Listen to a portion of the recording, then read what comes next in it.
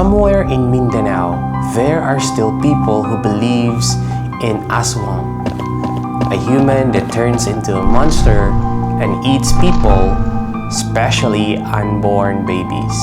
Well, that's our story for today from Mr. and Mrs. Samuel Donat, a couple missionary from the 44th batch. Let's rewind to the year 2015 when Sammy and Rowan were assigned as missionaries in Initao, Misamis Oriental, a quiet little town in Mindanao. One day, during the regular house-to-house visitation, they noticed an old, creepy-looking house.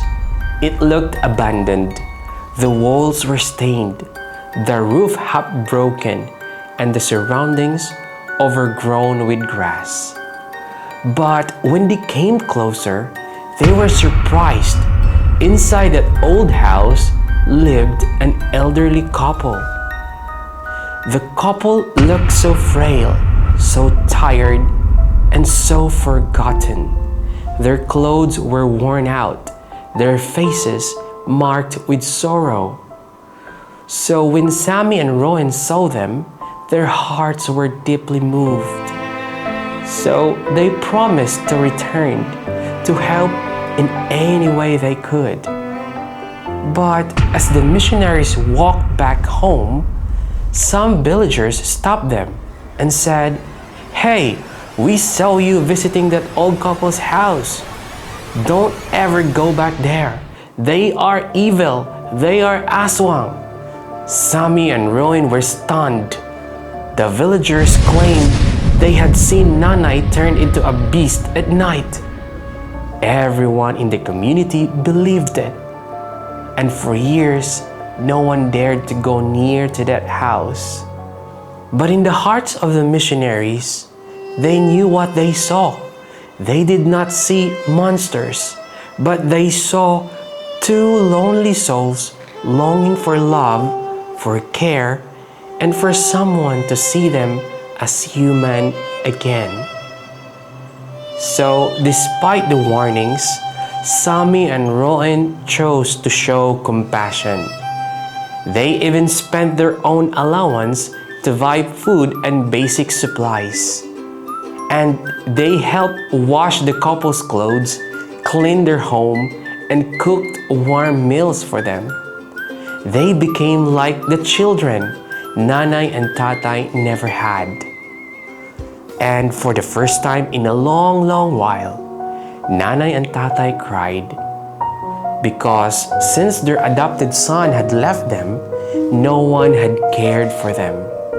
They were rejected, called monsters, and forgotten by the world. But now, someone saw them, someone cared, and through that love, they began to feel that they mattered again. Through the kindness of the missionaries, Nanay and Tatay's heart slowly opened. They began listening to the stories of Jesus.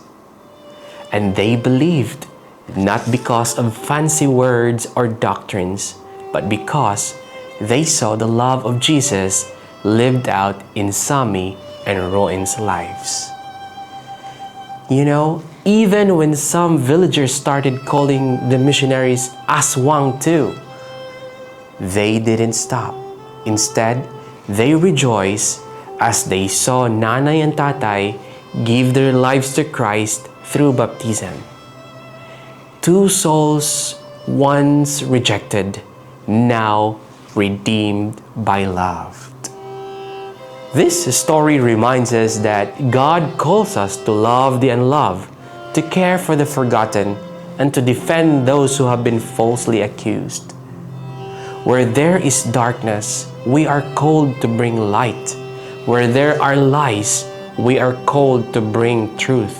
And where people see monsters, God still sees His children, waiting to be loved back to life. Thank you so much for watching Missionary Stories podcast. I hope to see you again on our next episode.